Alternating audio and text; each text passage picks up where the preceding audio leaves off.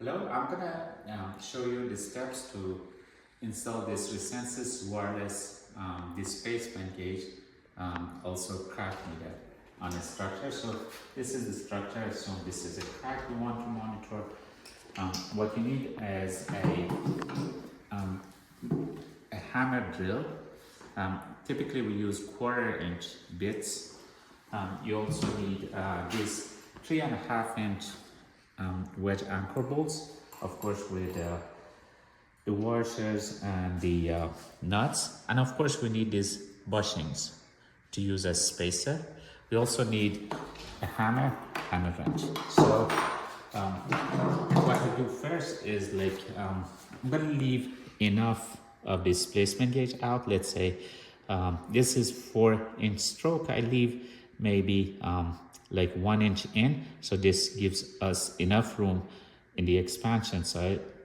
So this would be pretty much like this. The crack is going to be at the center, so roughly I'm gonna let's say one hole here, the other hole is going to be here.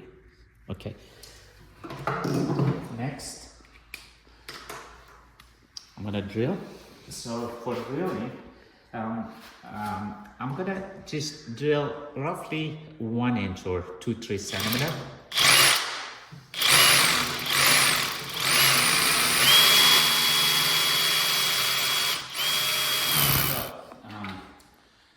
Now I have my holes ready. I'm gonna use, these are 3.5 inches in them, and when you're pushing them down, do it gently so the threads won't get damaged.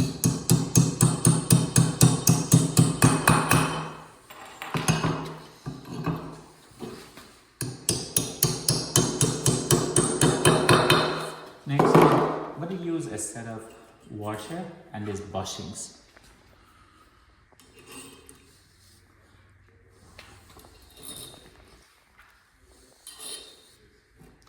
And then the gauge would immediately follow.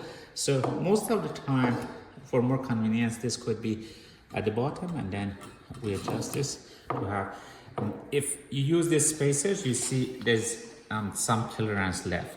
If there's a bump or something here, you need to add more tolerance, you may add washers here.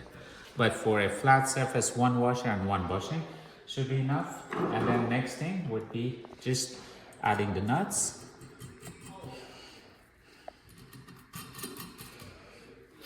So, and next would be tightening with this 7/16. This is a 7/16 wrench.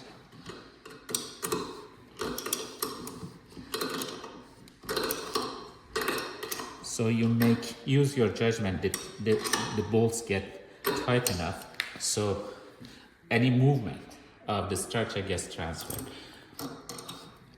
to the gauge.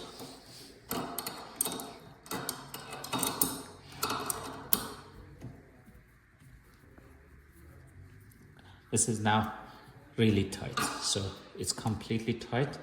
But the gauge, because of the eyeballs, has freedom to move. One test I do is make sure the gauge is free. In other words, none under tension, it's completely free to move as a result of any motion. If this gauge is installed somewhere that there's constant water or rain, this grease that comes with the gauges, we apply a little bit to the neck. So the gauge is already waterproof, it's IP65, but adding a little bit of additional grease here would make it further protected against the elements, in particular water and moisture. And make this a complete round. In other words, make sure that all 360 degrees around the neck get covered. So this produces a better moisture barrier. Just where the shaft enters the main cylindrical body of the device, that's where we need the grease. That's it. And the last step would be securing this piece. Depending on your situation, you may do a lot of things. Most of the time, the ideal situation would be this box, which has the battery inside.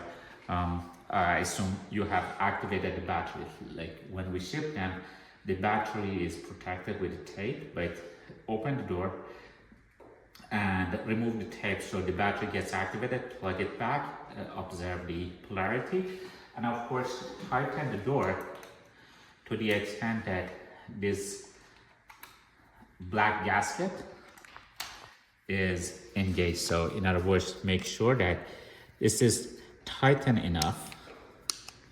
So you see the gasket get deformed around the corners at all 4 locations, 4 corners. This is fully tight.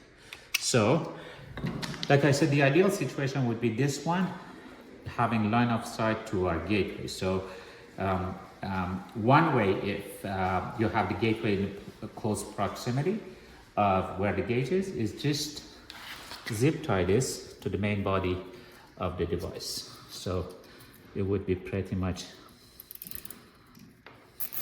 as simple as this.